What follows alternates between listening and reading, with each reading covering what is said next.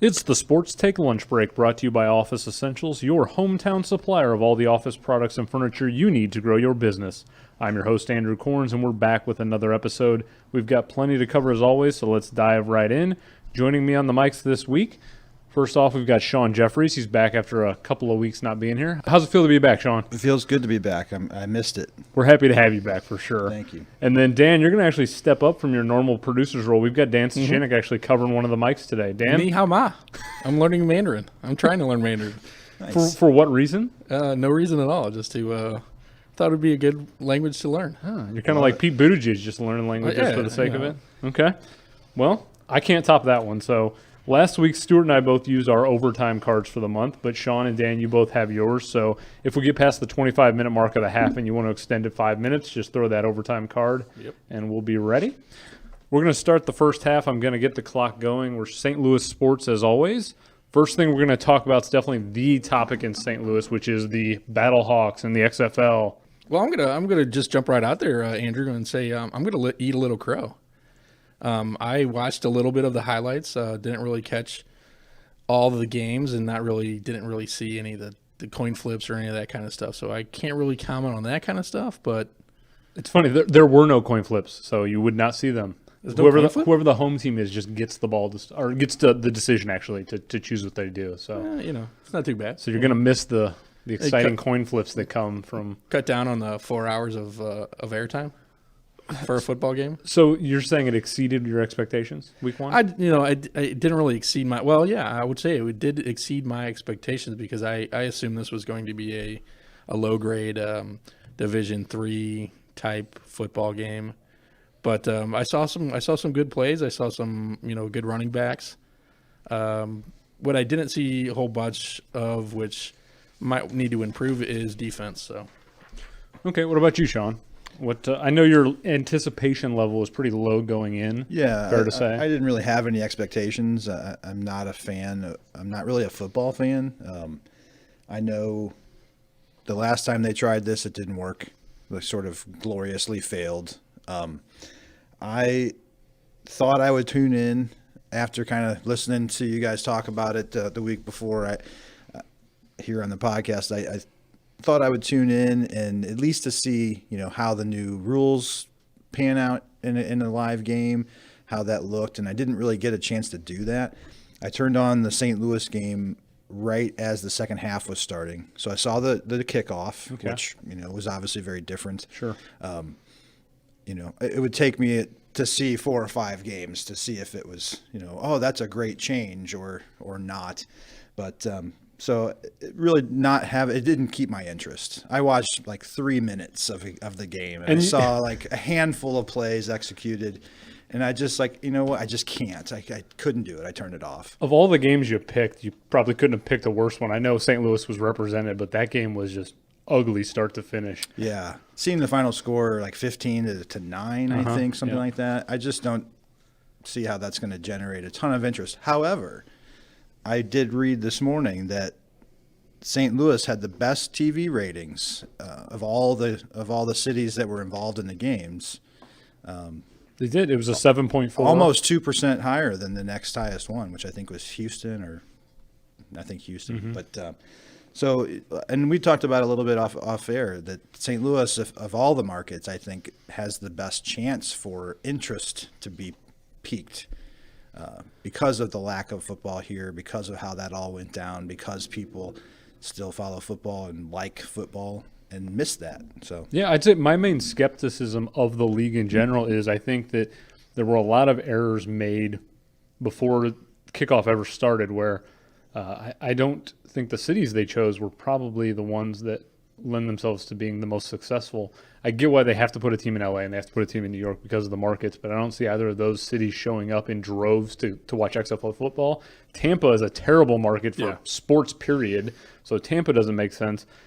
I think they should have just gone all in with the cities scorned by the NFL. So you've got St. Louis, makes sense, will probably be the top market for the XFL.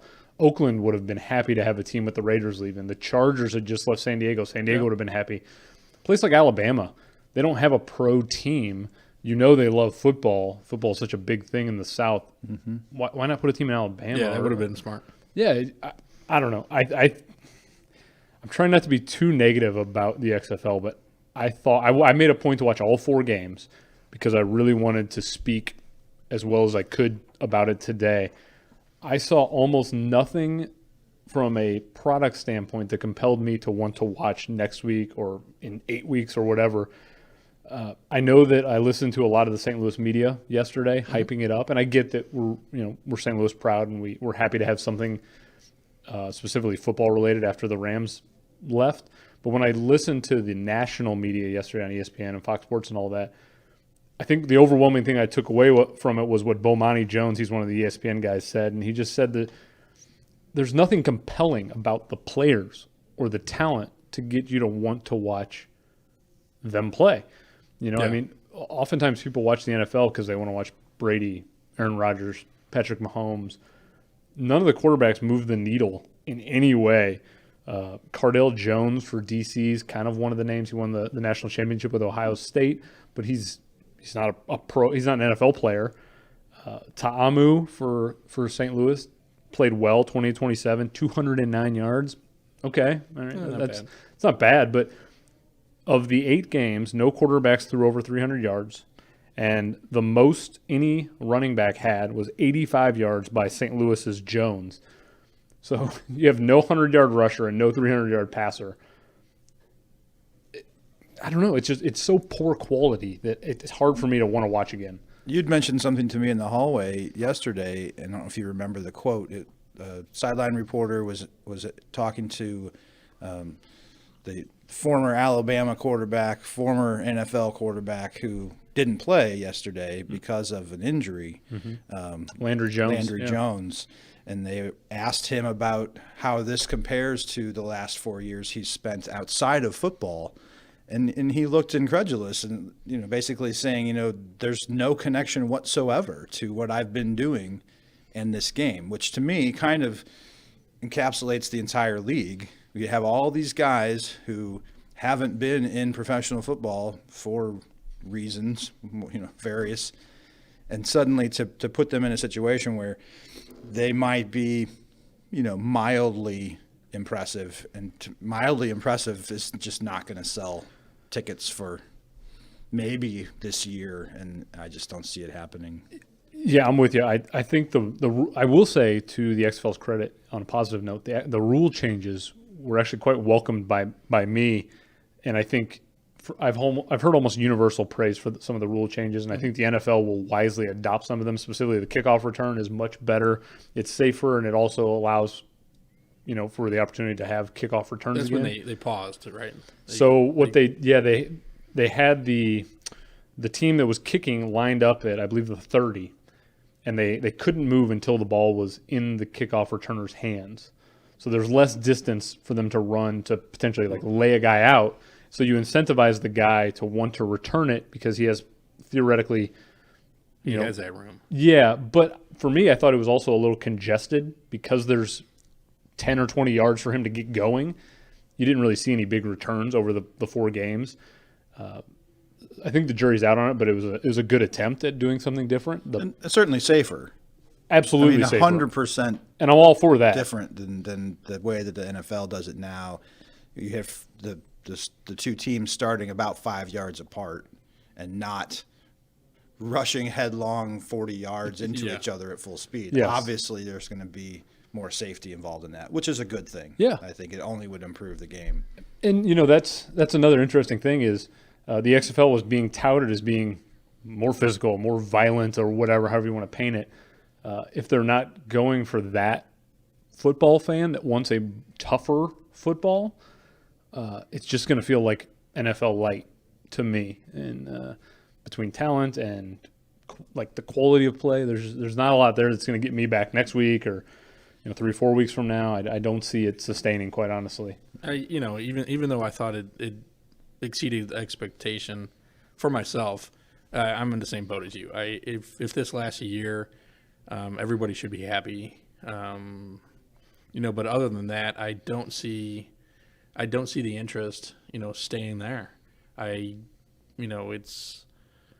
be one thing if it was, a couple more weeks down or a couple more months down the road, like mid-year where it's, halfway we're where people are starting to get excited about football again, and then they can watch this, and then the real league comes in. Sorry for XFL players, but Well, no, it's a good point because so the season is going to run through basically the end of April. So from now until the end of April, you got March Madness, NBA season is picking up, the NHL season is picking up, spring training is going to start in baseball. The NFL draft is coming. There's just a lot of stuff that everything NFL football related peaked. yes, You have the playoffs in the NCAA. Those peaked. It was over with. Then you have the playoffs for the NFL, and then once again it peaks, and then so you're going from the pretty much the best games in the past couple of weeks to something that just kind of falls flat on on what you're expecting to see. To go and on the opposite, you go from this to the NFL, you're going to be like, oh, hey, let's see some better action here, and you get more. You would think you would get more excited for your NFL team, even though St. Louis doesn't have one. Yeah, and even if you're expecting to see the quality of the play improve over time, it's not like halfway into the season, like you would like with a TV show, like, oh, it's just been announced they've picked this up for a second season. You can't do that with a live action football game. You say, oh, they just announced they're going to go ahead and play because they don't know. Yeah. There's no way they could know that because if they don't make enough money, they literally cannot continue. So and they're in an interesting situation because, like, let's say Landry Jones or Cardale Jones, the quarterbacks who, in theory, could make an NFL team if they have a good performance. So let's say the XFL builds these guys as stars, and they go on and they get an NFL job next year. Well, then the XFL's just hurt themselves by creating a star that they've just lost immediately, and then they have to start the process over and over again every year, where any potential stars are always going to, you'd assume, make the jump to the NFL if the opportunity is there. So I don't see how they're going to sustain people wanting to come back and watch the stars. You're just banking on people wanting to be Battlehawks fans or Vipers fans or Dragons fans. I don't know if that's going to happen. Well, and also to that, look at some of these coaches. These coaches are probably looking the same thing, looking to get back into the NFL. So what's going to stop these head coaches for these XFL teams to take a linebacker coach position or a wide receiver coach? I mean, to them, that's way more prestigious than head coach of an XFL team if you're on an NFL. But do you really want to cross Vince McMahon? That's what Take a chair shot to the head. Yeah, if you do. you Oh yeah. You get out of that, and then you've got him and his goons on you. I don't know if he has goons. I'm just. It is funny, Dan. You had mentioned that, so I noticed over the course of watching the 4 games and forcing myself to, a guy like Bob Stoops, he could probably get a job at a college pretty easily if he wanted to, based on his track record. I noticed the commentators, when these coaches were like punting the ball, the commentators were going out of their way to almost like shame these guys for punting the ball because the rules are set up to encourage you to go for it on 4th downs and things like that. And I just found it so interesting that the commentators were going after these coaches for making what has always been smart football decisions, play the field position. There's an element of like chess to football where, you're controlling the field and things like that. You're not just going for it on 4th down for the sake of going for it. A guy like Bob Stoops could care less about going for it on 4th down because he's trying to show that he's a good coach and therefore could get another job. So I agree with you. Those guys are not in it to be XFL coaches for a decade. They have other ambitions that they're going for. And they have to adjust too, and that they're so maybe down the line there's not going to be as much punts, but right now you're using their mentality is NFL rules, so that's what they're going to keep going with. It's we would keep stressing. So it's it'd be like a head a Premier League coach coming in and coaching an indoor soccer team. It's not the same game. It's similar, very similar, but you have to think different. And and is everybody going to think different? So the other thing I think about the XFL and its sustainability is a poll was done last year that said that there are 40 million football fans who crave football beyond the Super Bowl. That was what the theory was for why the XFL is going to work. So you got these 40 million people theoretically out there. The St. Louis game did a 2.495 average nationwide, so 2.5 million people watched. The first game did 3.3 million. So of the 40 million people that are out there that want football all year round, only 2.5, 3 million of them showed up. And I think, again, I'll name drop Bomani Jones because he said it best on ESPN yesterday. You know, these people who are diehard NFL fans have been watching football and building their weekend around football since August, September. We're finally at a point where they can start going out and doing things on the weekend. They're not compelled to have to sit in front of a TV. Do you think that their spouses or their friends are going to want them to sit down for another 3 months and build their weekend around a Sunday? It's the same way with me being a Liverpool fan. I basically build my weekend around the Premier League season so I can make sure I'm wherever I'm at the TV whenever the game is. Yeah. The second May comes and the season's over, I finally get to go out and do things again on the weekend. So I don't see these 40 million people just building another 3 months into their schedule to sit and watch XFL football, personally. No. So, okay, we got about 10 minutes left in this segment, so we're going to move on. This is it's St. Louis related in that we have a Cardinals team, baseball team. Did you guys see the potential playoff changes that baseball is implementing? I saw that. I did not see the actual changes, so if you can explain those. Okay, so I'll give you a quick rundown. They're talking about going from 5 teams to 7 teams getting into the playoffs. The wild card play-in game would go away. The first round would be a best 2 of 3. The top seed from each league gets a bye in the first round. And the real interesting one is the teams with the best record would get to pick their opponents for the playoffs. What are your thoughts on the changes in general? Okay, so to me, it sounds like they're getting rid of one play-in game. They're adding a 3-game series for for 4 of the teams, I'm guessing here. Yeah, so there's no more the 4 and 5 seed wouldn't play each other in a play-in game. You would have 2, 3. So you'd have 3, 7. Wait, no. Wait, I'm a little confused. I'm a little confused here. I don't know if they've decided that would be set up in that sort of 2 versus bottom, 3. What I'm getting at, and it's, sorry with my bad math on these games or whatever, but it seems like if, let's just use the Yankees and the Cardinals. If the Cardinals win their division, the Yankees do the same. If they have a bye round, isn't that kind of losing revenue into their pocket for a whole round of playoffs, or is that only the 3-game round?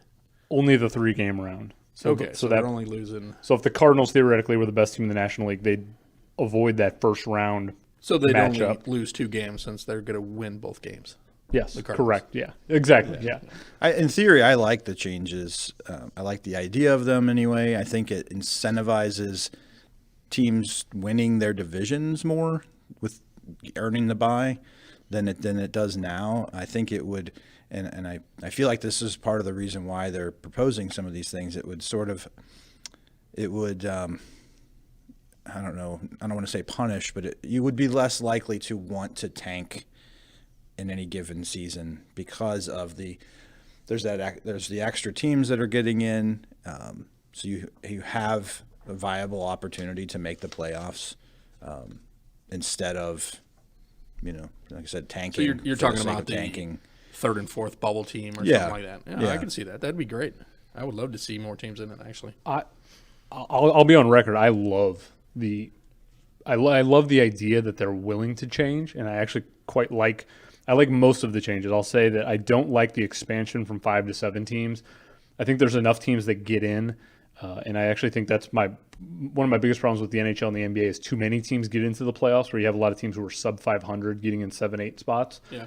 I like the idea of just sticking with 5 teams and giving the one a bye in each, and then just having playing 2-4 or 2-5, 3-4 in the first round. But in terms of the top seed getting a bye, I think that makes a lot of sense to encourage a team to go out there and want to win, because we've seen in the NFL the bye week has a real tangible difference in the teams who get the bye often go further in the playoffs. There's the stats to prove it.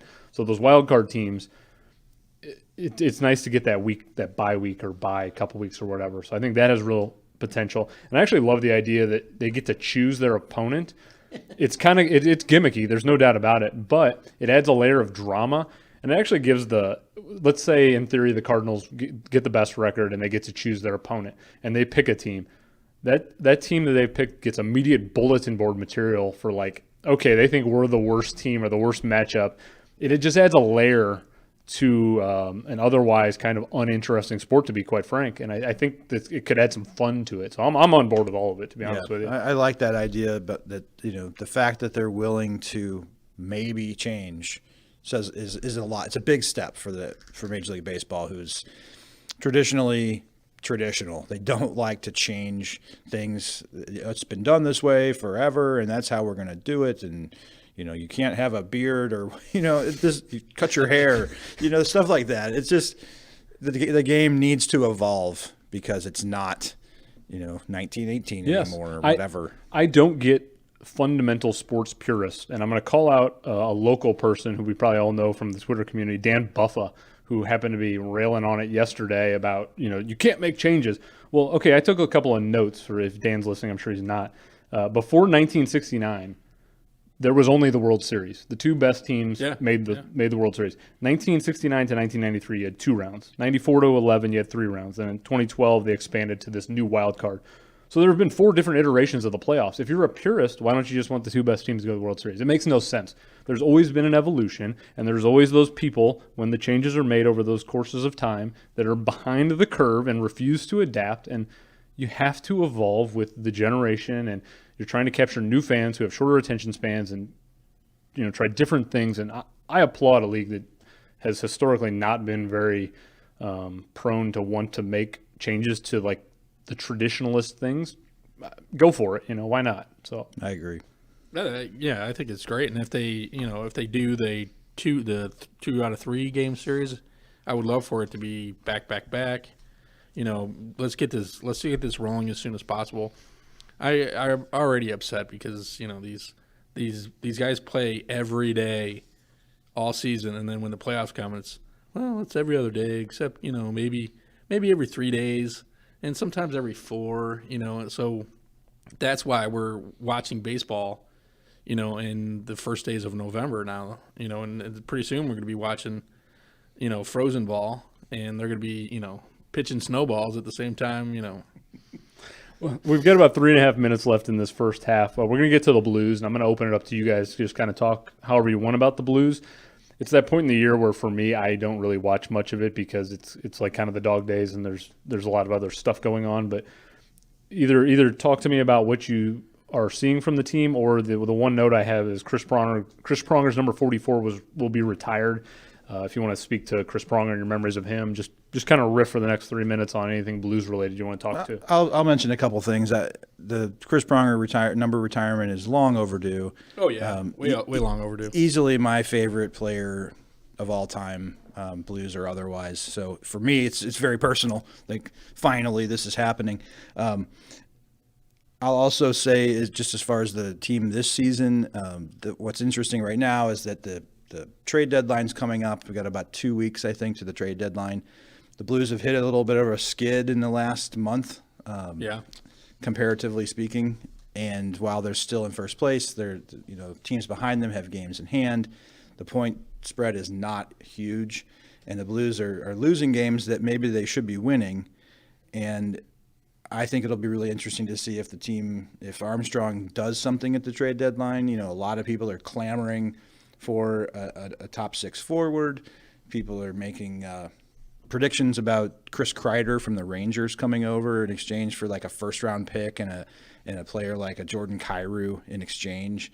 I'm 100% against rentals, especially when they're sort of like a second-tier rental. Which, no offense to Chris Kreider, I think he's not a top-tier A player. He's a second-line player, and I don't think you spend a lot of money for a rental of that caliber. I'll be interested to see what they do. And then, Yeah, there have been other guys from the Rangers specifically who have made moves. Like, I'm thinking like a Ryan Callahan he's sort of a top line guy for the Rangers, goes to Tampa, and he's immediately slotted in like second, third line. Didn't obviously make enough of a difference to get them a cup. I kind of put Chris Kreider in that bracket where he's playing well and producing a lot on a bad team because somebody has to score points there. But you put him on a good team like the Blues, he's maybe your 8th or 9th best guy realistically. I think I'd love to add another forward to the mix that could produce, but I think Kairou's the guy, and I think there's a lot of youngsters that we have out in the system. Not a lot, but we have a few youngsters in the system that can fill the role. So maybe just kind of I hate to say I hate to bring them up and have anybody sit in the press box, but maybe that's what we need to do. Bring a couple guys up and just have them practicing, and at the same time just shake up these lines and see what we can do by internal shakeup. If it's at this point, everybody on line 1, line 2, line 3, line 4, figure out where we need to place them. We're going to roll 4 lines no matter what. There's going to be some difference in time quality on the ice, but there's got to be people that click within our system already. Dan, before we sign off here in a few seconds, do you have any Chris Pronger memories you just want to talk to real quickly? Like, where did he rank for you? So Chris Pronger, to me, I'm like Sean. I loved him as a player. He was one of my favorites. I always lean towards Allie Mack, as the best one back there. But what was so interesting for me was years later after he had retired, I go to an ice time at the Mills, which, if anybody knows, that's where the Blues practice. But that's also where Pronger's son was practicing before us. So was it before or after? I can't remember which, but I think it was mostly as I was leaving. So his team was practicing afterwards. But Chris Pronger was in the building. Because he had his concussion syndrome, it's funny, the Mills dimmed the lights in there for that day. Whenever he came in, at least it felt to me that the lights were dimmed, and he was gracious to anybody that would talk to him. He would sit there and talk to everybody. He wasn't, he wouldn't bring on these long conversations, but anybody that approached him, he would talk to him. And he was just one of the nicest guys ever. So I would have to say, I'm like Sean, it's overdue that he's not in the rafters already. Yeah, he seems very genuine. He's my favorite player, my favorite Blues player of all time as well, Sean. And to think about how nice of a person he seems to be, and how everyone, since he has stopped playing hockey, has nothing but these grandiose things to say about him, and what a nasty guy he was on the ice. That's the first word that comes to my mind when I hear Chris Pronger. He is was nasty. and guys hated playing against him, and he made it miserable to do that. And sadly, though, the lasting memory I have of Chris Pronger is it was sort of a positive and a negative in 99-2000. He both wins the Hart Trophy. He's the first defenseman since Bobby Orr in 1972 to win the MVP. And then we go out in the first round of the playoffs to the Sharks after winning the President's Trophy. And then Pronger ultimately goes on and wins a cup in Anaheim, and good for him. But there was always that kind of what if. It felt like St. Louis was the place he wanted to and probably should have won that cup, and it just never came to be. So it's unfortunate that that's kind of the memory I have, the what if. Ours finally came, though.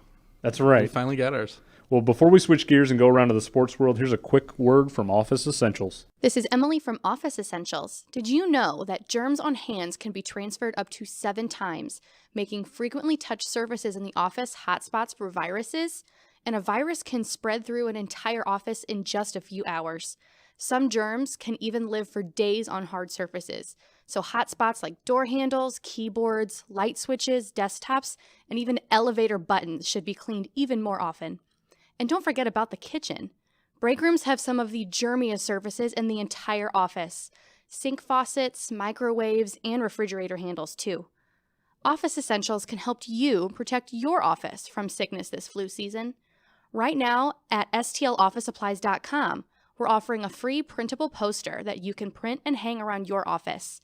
It contains tips to help coworkers prevent the spread of the flu.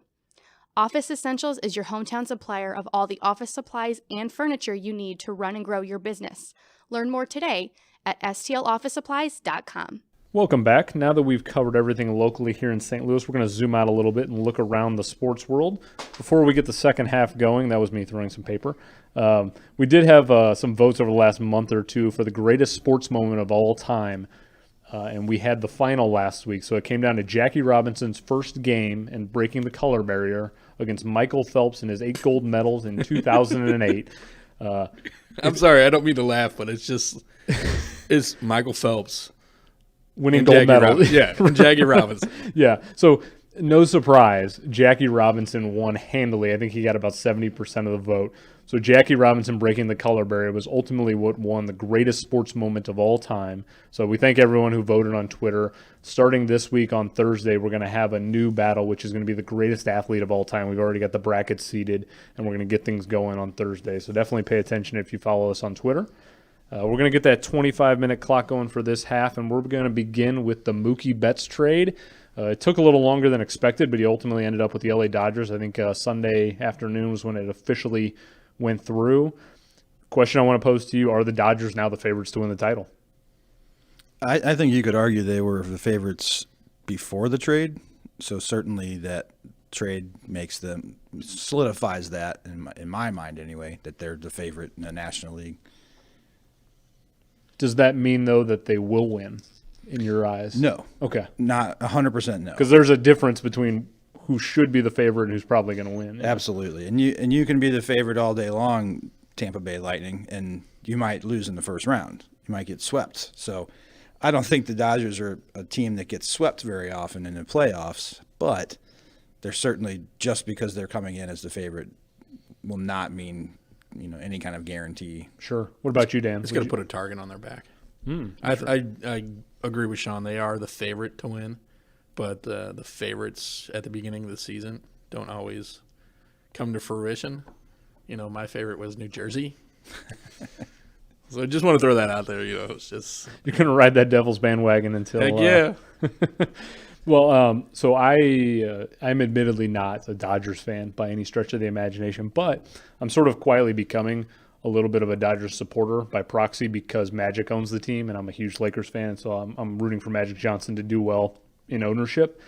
This move to me screams Magic Johnson and what he's learned from the NBA, which I've talked about many times off air, especially to you guys, is just how the NBA teams are never afraid to make the big, swing for the fences, if you will.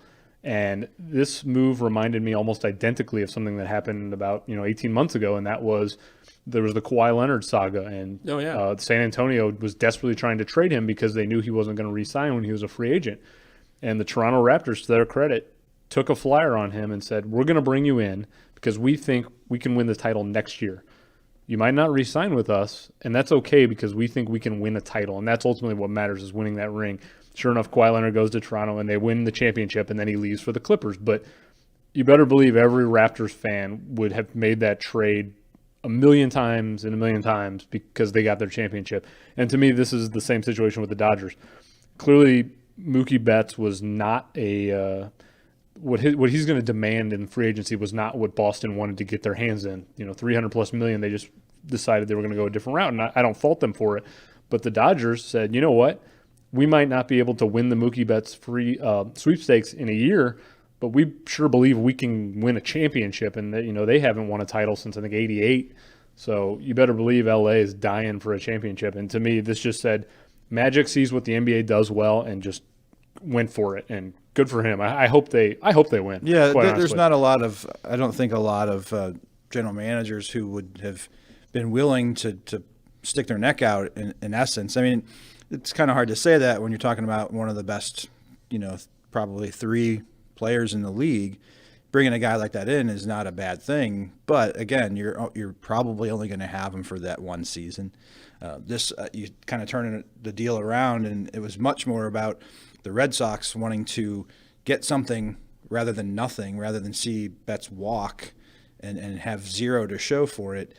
But you had to then have a partner. Someone had to want to make a deal with you, and obviously, the Dodgers having that sort of insight or willingness to take that sort of risk made a big deal. Where do you think that leaves the Red Sox now going forward? I mean, they've obviously just lost their best player, and they had to fire their manager through all the Houston Astros scandal that's going on. So they're in a really interesting situation for a team that's been good for a while now. Poor them. I don't think you're going to find a lot of sympathy here for any Red Sox Those fans. Poor Boston people. Yeah, very, very much so. They parked the car. They've had a lot of of big money deals in the last few seasons, in the last 3 or 4 years. Evaldi, Chris Sale, JD Martinez, and these guys are, very good players. And I'm not going to say, relatively speaking, that they're not worth the deals that they got. But Boston went out, they won a World Series with 2014, something like that. I'm a big fan, you can tell. And they sort of paid the price, and they got to a point where they didn't want to pay the luxury tax anymore. They didn't want to be above the cap, and had to do something about it. I read just the other day in a fan site, it's called Bo Sox Injection is the name of this, guy named Rick McNair. And he seemed to be asserting that the wild card was well within Boston's reach at this point, despite playing in a pretty tough division. I don't follow the American League all that much.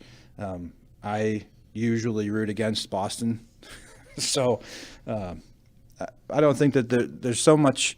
Again, you look at these professional sports leagues today, and the parity level is so much higher than it used to be in most of them. And even in baseball, where you have perennial powerhouses, I think teams are only, one major injury away from dropping out of the race. And there's no reason to think that Boston can't hang and make the second wild card. They get that one play-in game or something. But I have to admit, I don't follow the Red Sox under a microscope where I know the ins and outs of them, but I will speak to their ownership group, Fenway Sports Group, who also happens to own the team that I support, Liverpool Football Club. And from what I know of them as an ownership group and what they've done with Liverpool, they're very pragmatic. They're not afraid to spend, but they also understand. They tend to get more right than they don't. And I think that they felt that they could take a risk by getting rid of Mookie and rebuilding instead of paying one guy such a huge contract. I'm not going to question what they're doing from an ownership perspective. I've seen a lot of Red Sox fans losing their minds. And paying that tax. Yeah. You're going to lose Mookie Betts for nothing, and you're still paying that luxury tax after he leaves. So, yeah, I mean, it's a little bit of a strange one, but I certainly feel that ownership group knows what they're doing. Even when they had Billy Beane there, years ago for their first run, they were kind of built on that like Moneyball type theory where they're not trying to just load up on. They're not the Yankees. They're not trying to get a bunch of A-list superstars. They want to build a team, and I think that they just feel like now's the time. They have to let Mookie go, get whatever they can for him, get that overall luxury down at some point, and rebuild. And so I think they're well positioned to get themselves back into the top of the division sooner than later.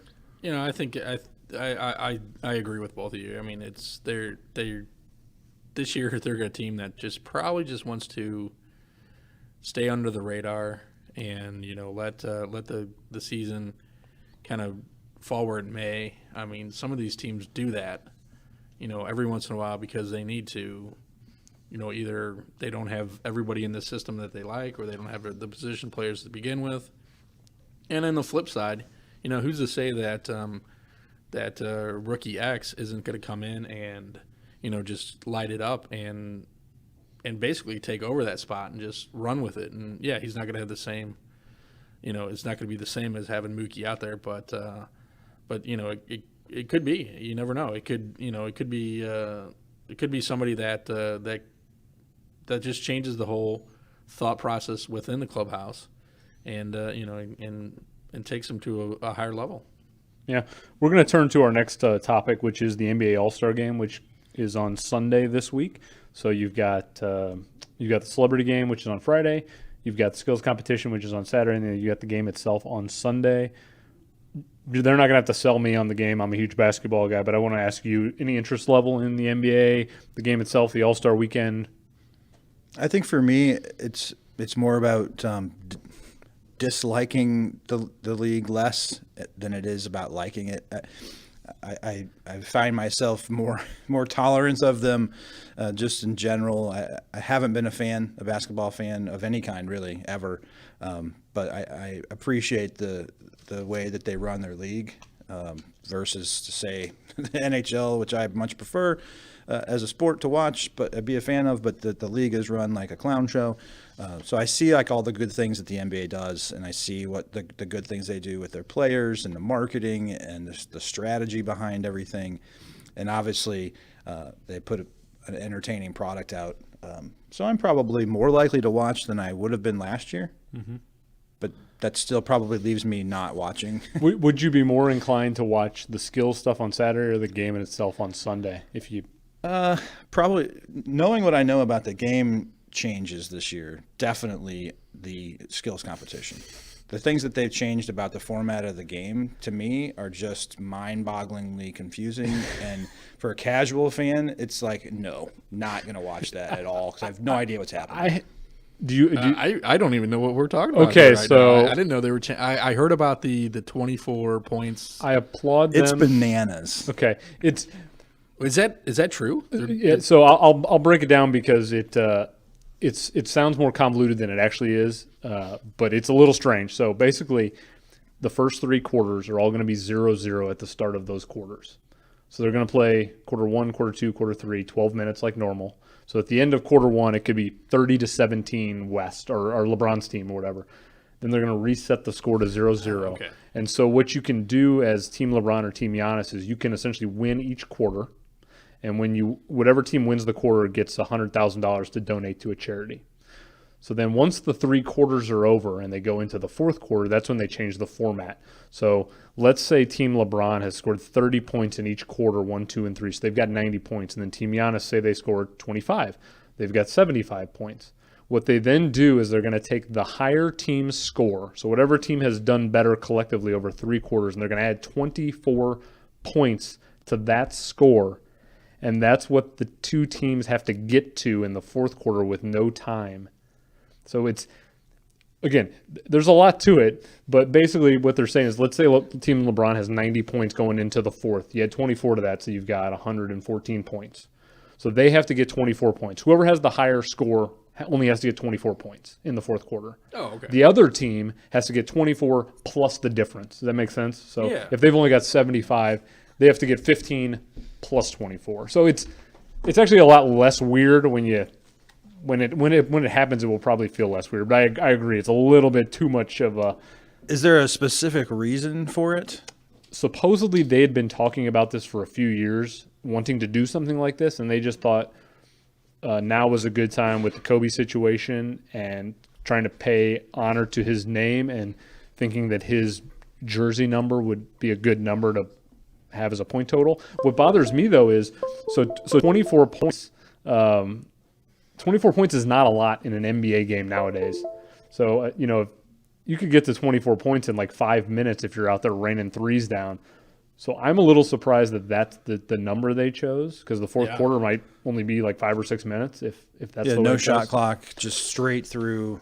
Yeah, I mean, no, like there's no 12-minute clock like in the other quarters. am I wrong in remembering like 150 to 146 or something like this? That's usually they get close to 200 points in an All-Star game. Yeah. So the fact that 24 that's a really strange number, and I don't know. I think the idea is there and their heart's in the right place, but it's a little bit strange to me.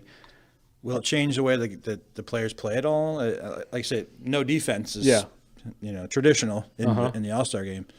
Will it change anything, you think, or does it make a difference? Or I think they'll play a little harder.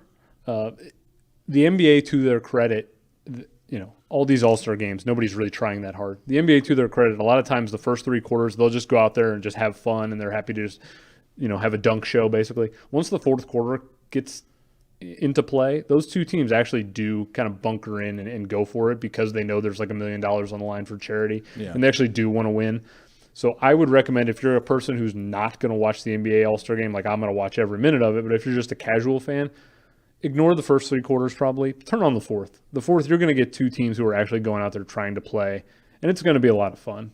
That's just my take on it. Yeah. The other thing about the skills competition, looking at some of these winners from past years, like these are guys I don't know. Even as a casual fan, I know a lot of the bigger name stars, and it's typically not those guys who win these skills competitions. So it's like, I don't know who these players are, but Yeah, that's always been an issue for the NBA. God, unfortunately, LeBron is sort of the guy that's taken a lot of flack for the dunk contest. For years and years, the dunk contest was sort of the way you went from being a star to a superstar. You know, Jordan obviously in '88 famously went up against Dominique and did the Air Jordan dunk. Then Kobe, went and won a dunk contest his second year in the league or whatever. Vince Carter has a memorable dunk contest where he just absolutely destroyed things and became a superstar. And so it was like a natural evolution for a young star to want to win the dunk contest to transform themselves.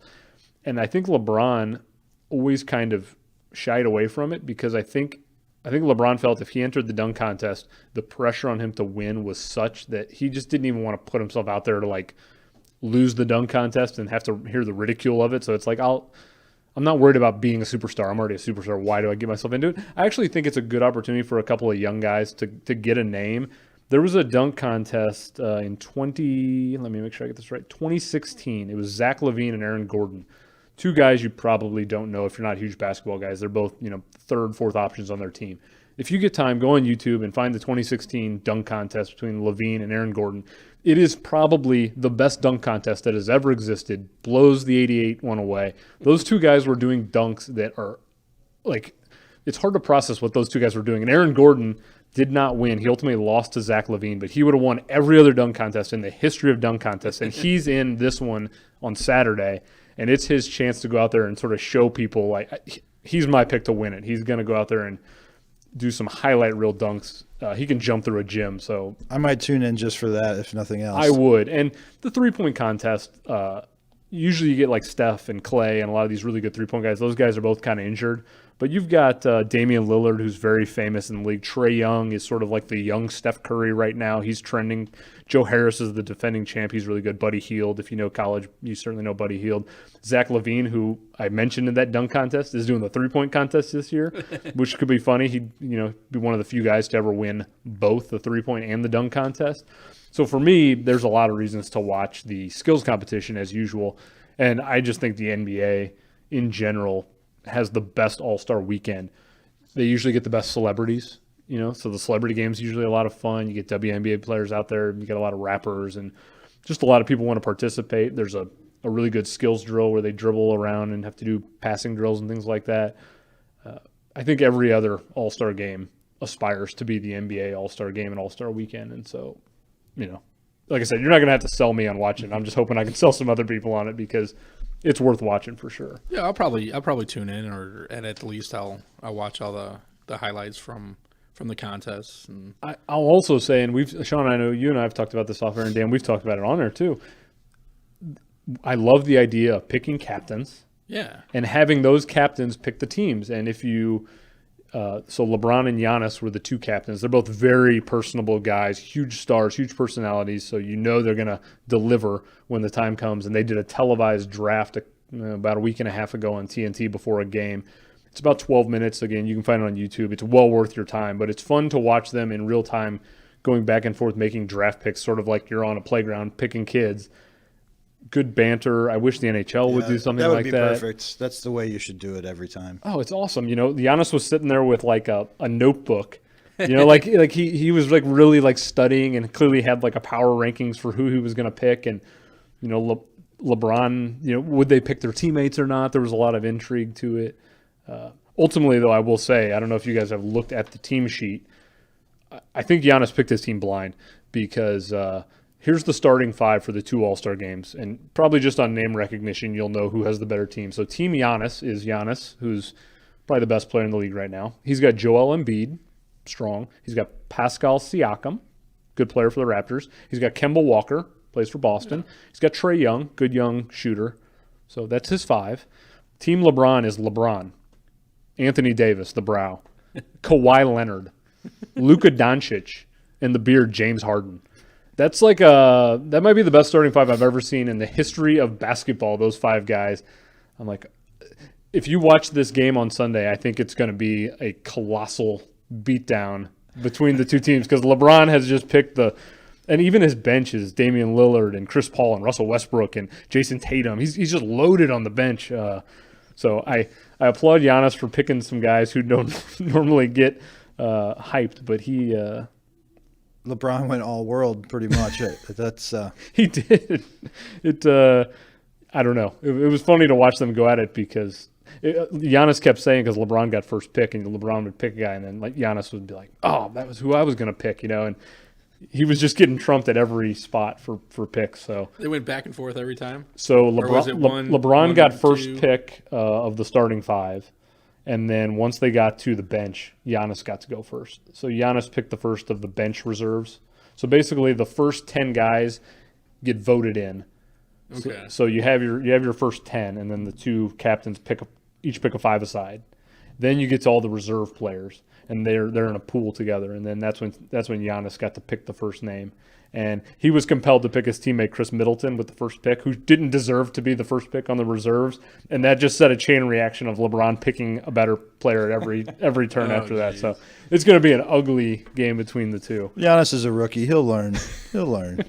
But it was, like I said, it was a blast to watch. So if you got 12 minutes, I'd go to YouTube and If find you're that. having fun with it, that is exactly what this is all about. Yeah. So. Well, and it's funny. It was going viral last week, but when it came down to it was Trey Young, Kemba Walker, and James Harden. Those are the final 3 guys, and Giannis had the pick.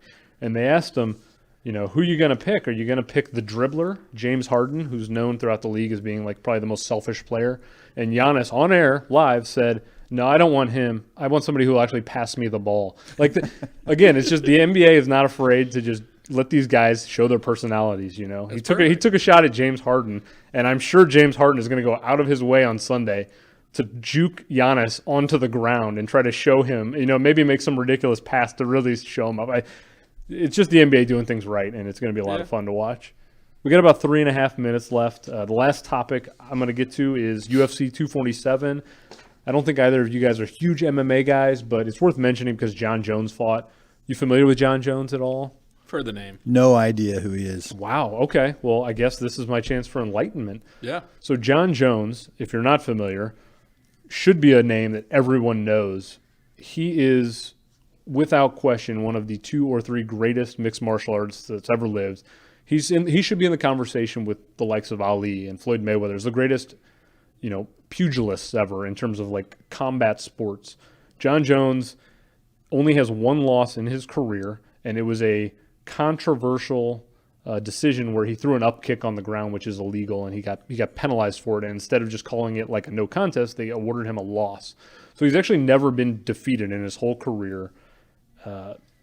He's just an absolute machine. He's a light heavyweight, so he's a 205-pound fighter, which is sort of considered the glamour division in the UFC. That's where that's where Chuck Liddell and Randy Couture and a lot of like the historically great names fought at. Okay. So John Jones is, in the conversation of the greatest mixed martial artists of all time. He fought on Saturday, got a unanimous decision. It was his 14th title defense, most all time ahead of George St. Pierre. I don't know. Is there anything I can do to ever sell you guys on MMA? Neither. No.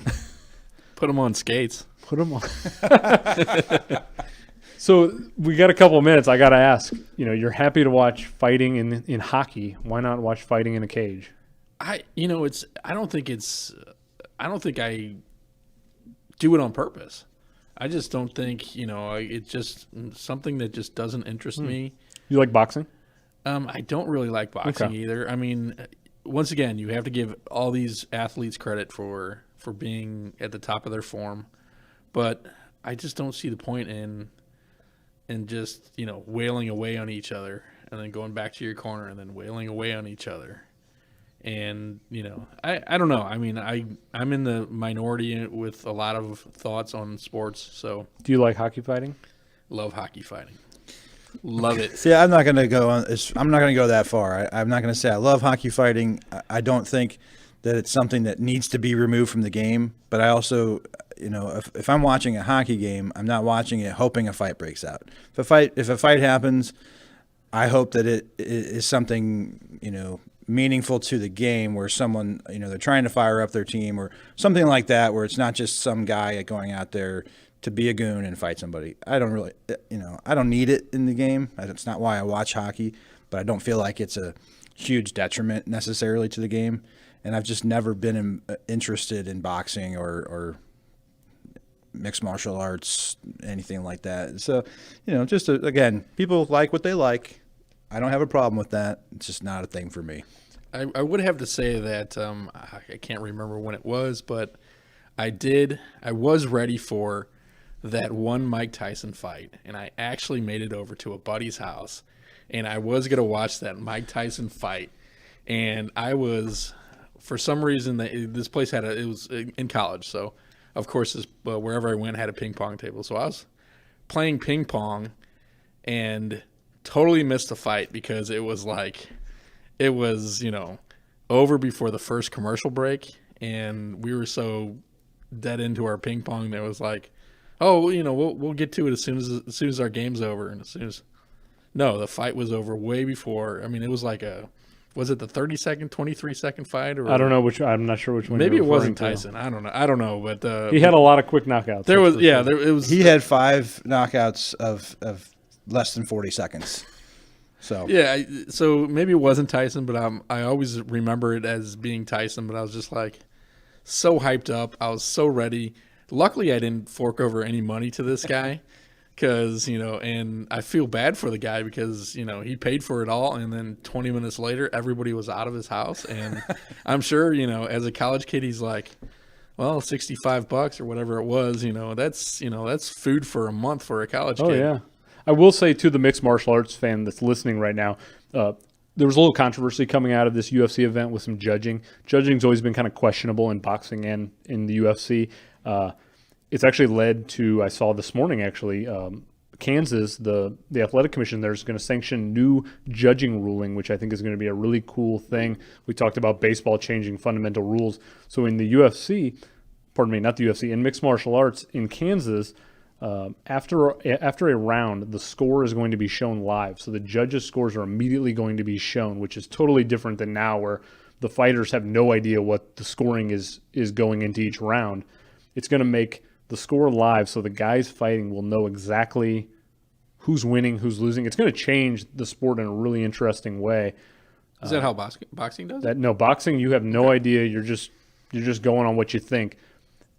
I love the idea. I'm a huge fan of it because I think it's going to open things up in a really interesting way, and you're going to have more transparency where you know what the judges are looking for round by round because you'll do something, and if you lose that round, well, obviously whatever you did wasn't being seen or scored in a certain way, so you're going to have to, change step it up. Yeah, it's interesting. So I'm all on board. Not to with go it. down too deep of a rabbit hole, but do you think that could affect whether or not certain fights are held in Kansas in the future? Like if you have fighters or promoters or whoever, managers or whoever handles that kind of thing, who don't like that aspect of the rule, could that possibly leave the state of Kansas not getting certain fights, or everyone's always scheduling around and avoiding, like, I don't want to go to Kansas. For sure. Yeah. I don't know why you'd want to go to Kansas anyway, but no.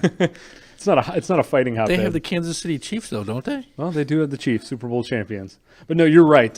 New York just recently picked up the athletic commission there. Just recently, in the last couple of years, allowed mixed martial arts to fight in New York.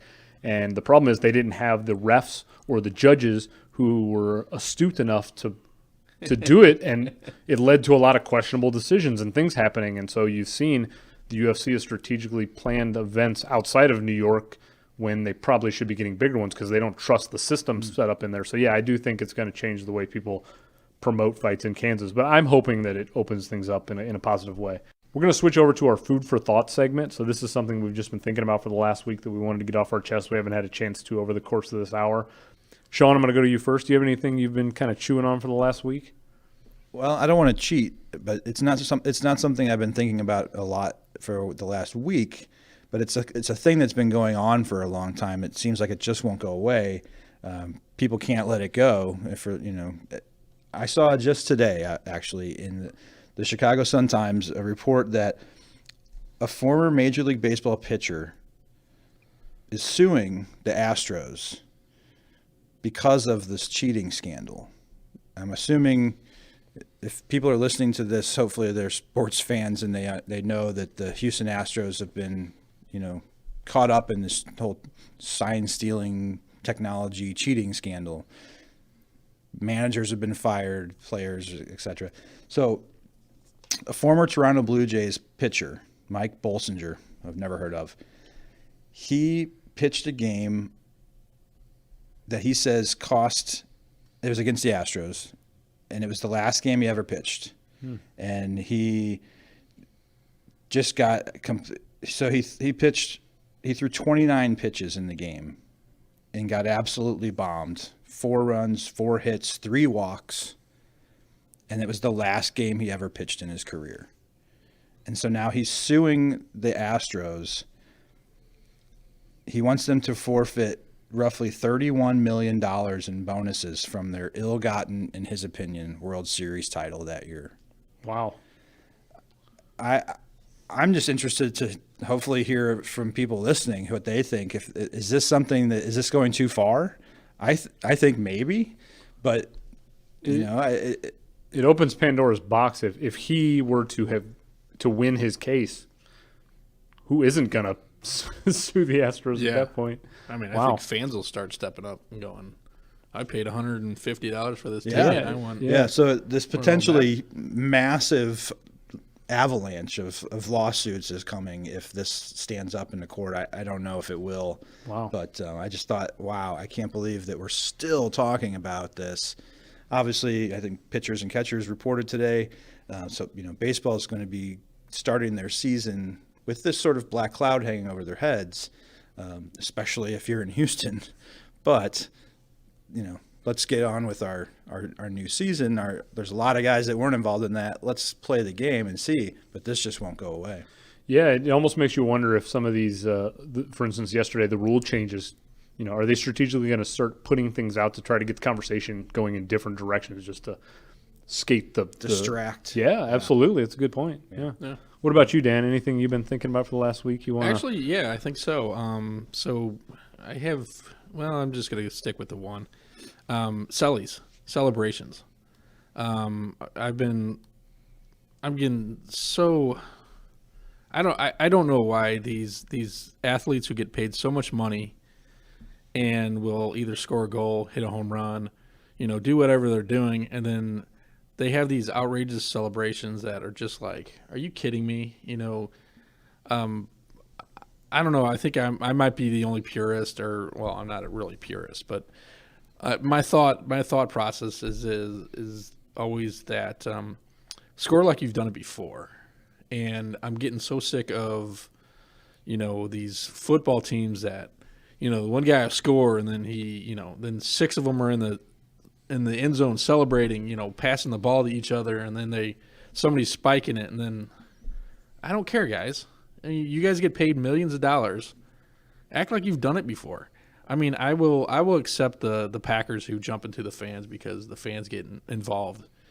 But some of these guys are just getting too stupid on what they're doing to celebrate. I'll go ahead and go 100%, 180 degrees opposite and be not even really devil's advocate. For me, the reason these guys are getting paid all this money is because they're entertainers. Why not entertain? I think it's, and I will say I've changed. That opinion for me has changed personally as I've gotten older, where I maybe used to think, oh my gosh, this guy is embarrassing himself. It's so unnecessary. Like you said, there's a choreographed dance number in the end zone after the touchdown. I've changed I've completely flipped the script for myself on that. I think it's if they're going to go out there and entertain people, and I think it's a part of the game that gets blown out of proportion. I don't want to beat you up too much, Dan. I take it well. I'm a good fighter. I am too. I watch a lot of it apparently. We'll open this up to conversation online as well. But I'm with Sean. I can close my eyes and see T.O. taking a bag of popcorn and eating popcorn after a touchdown, or Chad Johnson wearing like a gold jacket pretending he's like a Hall of Fame. Like, I don't who cares? Like, go for it. Soccer has excessive celebrations. Yeah. They do backflips and stuff. I don't care. If you are capable of doing that achievement in whatever sport you're in, go for it. If I if I make a big sale in my sales position, I'm going to do a backflip. You better believe it. Go for it. It's just- Sit down, Andrew. So I guess most of my critique comes from watching. I've been watching more high school games, more of these lower division. Not pros. These people who aren't, these kids who aren't getting paid a lick. They're just out there, and they just. Some of these kids are just going so outrageous on their celebrations. You're just, watching a game last night, and this kid put the puck in the net, and he comes flying to the stands, and slamming it against the boards, and that's fine, buddy, but you're up 5-1 already. There's a point. If it was a 0-0 game and you did that and you came flying towards the boards, more power to you, because you just possibly won the game for your team. But when it's 4-1, 4-0, whatever, and you've got goal number 17, and and you act like you're the greatest thing ever.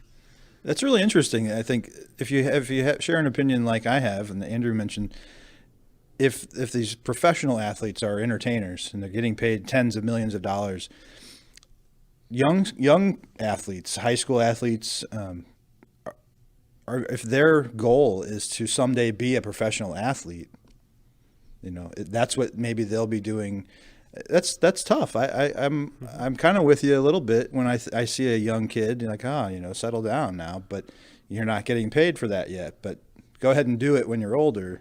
Maybe that's a little hypocritical for myself to think, but that's a good question. That's I just, once again, it's not these star athletes for these teams that that this kid's going to score, and he's the one that doing it's these kids that are just like, really, come on. if you never score and you score, I'll probably celebrate. Yeah, but I don't know. So, maybe I'm an old man here, and I'm talking about being an old man. But you don't have TikTok? I got rid of TikTok. That I had that for about a day, and then I realized that I'm not 14, so I had to get rid of that. We'll open your question up to debate, because I think that's a really good question you pose, and I think we're going to get a lot of different opinions on that. So definitely, thanks for bringing that to the table, Dan. My food for thought is. I think we need to put some respect on this Milwaukee Bucks team. We've talked about Giannis a couple of times today, and he obviously gets a lot of praise. Even, I must admit, I'm a huge basketball guy, and I probably haven't given this team enough credit, and so I'm kind of putting myself on blast for it too. They're 46-7 right now. 46-7. They're on pace to win 71 games. It's an 82-game season, people. Only two other teams have won 71 games in history. Jordan in 95 with the Bulls, and the 2015 Warriors team, which had Durant, Steph, Clay, all of them. This Bucks team has a 12.4 point margin per game on the positive end. No team has ever finished that high in basketball history. They're number 2 in offensive efficiency, number 1 in defensive efficiency. Giannis is averaging 30 points and 13.5 boards in 30 minutes a game. So he's sitting 18 minutes because they don't need him, because they're crushing people. The team's built top to bottom with tons of good players, but he's the only superstar. And that's really interesting for basketball, because over the last few years we've seen the Heat do it, the Warriors do it. A lot of these teams are building superstar trios, and Giannis is essentially one guy who's the superstar with a lot of guys who all know their roles, and this team is playing at a level very few in the history of basketball have played, and nobody's talking about it because they're in Milwaukee. Mm-hmm. It's the 4th smallest market in the NBA. They don't get a lot of national coverage. They don't get a lot of talk radio coverage. I assume they get a lot of global coverage because Giannis is Greek and he's big over in Europe. But I think myself and everyone need to really start recognizing this Milwaukee Bucks team, because what they're doing right now is unparalleled, and it's mind-blowing to me. And hopefully it changes the way the NBA is, because that was sort of the knock on the NBA and why people stopped watching, is because these super teams were being built. And now you're seeing a Bucks team who has bucked the system and said, we're just going to build around one star, and if they win the championship, everyone should go in that direction. So I love it. I think we all need to start respecting Milwaukee, because they're doing something really cool in the sports world. Yeah, I like that. I like the idea that, Milwaukee is such a small market for those kinds of things. Outside of like the Packers in Wisconsin, the Green Bay Packers, obviously there are fans everywhere across the country. They travel well, as they say. But even like the Milwaukee Brewers, who've quietly been having good seasons, they've had some star players, but they've never been. People don't talk about the Milwaukee Brewers. I like the idea that you might see other teams in other markets that you wouldn't necessarily think of kind of start to follow that same path. That would be good for the sport, I think, good for sports in general. Yeah. And by all accounts, Giannis is happy in Milwaukee. He's not the type of guy that is going to bolt to LA or bolt to New York when his free agency hits, like a lot of the big-time players will, because the NBA is set up in sort of a structure where they're globalized to the point where he doesn't have to play in New York to get tons of endorsement deals. He can be a star in Milwaukee because of the way the league is marketed and handled around the world. And so I think it's really cool that they have a guy like that who wants to stay in Milwaukee and is proud to be a part of Milwaukee. That's just a really cool thing for sports, to see a guy that's happy to be, big fish in a small pond kind of thing. Yeah, I like it. I hope they break records with that. I do too. Yeah, I think it would be fantastic. He sat out yesterday because his wife had a baby, and they still won by like 20-something points. They're just loaded, like absolutely loaded, but they don't have a bunch of stars, so they're not getting a ton of attention. So cool stuff with Milwaukee. We're going to step away for 60 seconds for a quick break. We'll wrap everything up when we come back with our Breakroom Battle for the week, so don't go anywhere. This is Emily from Office Essentials. Did you know that germs on hands can be transferred up to 7 times, making frequently touched surfaces in the office hotspots for viruses? And a virus can spread through an entire office in just a few hours. Some germs can even live for days on hard surfaces. So hotspots like door handles, keyboards, light switches, desktops, and even elevator buttons should be cleaned even more often. And don't forget about the kitchen. Break rooms have some of the germiest surfaces in the entire office. Sink faucets, microwaves, and refrigerator handles too.